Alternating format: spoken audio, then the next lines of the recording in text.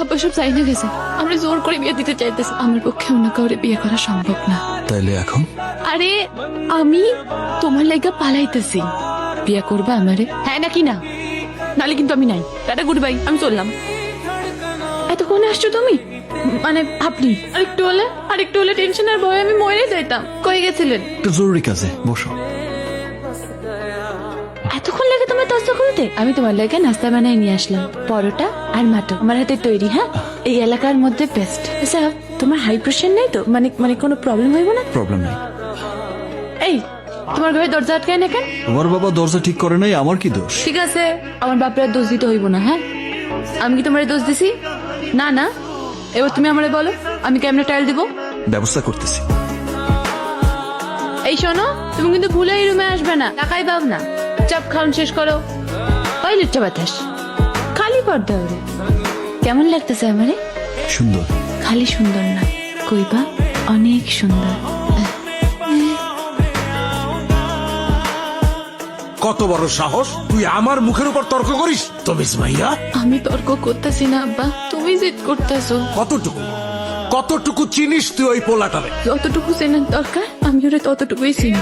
আমি ওরে ভালোবাসি আব্বা। বেশরম মাইয়া, ঘর থেকে বাইর হওয়া বন্ধ।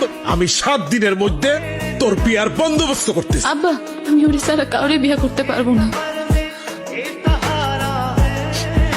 আব্বা সব চাই না গেছে, আমরা জোর করে বিয়ে দিতে চাইতেছি। পাত্র ঠিক করে ফেলছে, তুমি জানো। আব্বা আমার গায়ে হাতও তুলছে। আমার পক্ষে অন্য কাউরে বিয়ে করা সম্ভব না। আমি ব্যাগ গুছাইয়া বাইরে হয়ে আসছি। তাইলে এখন আরে আমি তোমার লাইগা পালাইতেছি, বিয়ে করবা আমারে? হ্যাঁ নাকি না? নালে কিন্তু আমি নাই। টাটা, গুড বাই, আমি চললাম। আমি কিন্তু চলে যাইতেছি। বলো না, বিয়ে করবা আমারে? ওঠো। মুসাম্মদ সোনিয়া, আপনি কি উপস্থিত সাক্ষীগণের সামনে আপনার স্বামী হিসাবে মোহাম্মদ ইব্রাহিমকে আপনার সজ্ঞানে এবং স্বেচ্ছায় কবুল করছেন? আলহামদুলিল্লাহ, কবুল করলাম। আল্লাহু আপনাদের মঙ্গল করুন।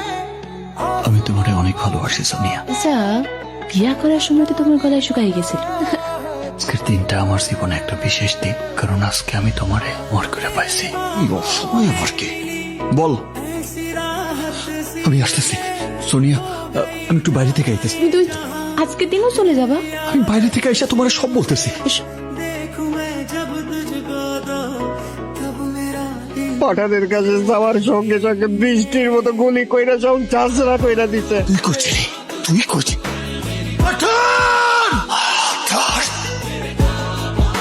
আমি যার সাথে ব্যবসা করতাম, যে আমার হাতে ধরে ব্যবসার সবকিছু শিখাইছে, আমার সন্তানের মতো স্নেহ করছে, তুমি আমার এখন একটা অন্য জায়গায় রেখে যাবা? যারা আমার আর কোনো উপায় নেই। সোনিয়া, যে আমার যা কিছু হয়েছে সবই দাদা আর বৌদির জন্য হয়েছে। ওরা না থাকলে এই শহরে যে আমার কি হইতো তা আমি নিজেও জানি না।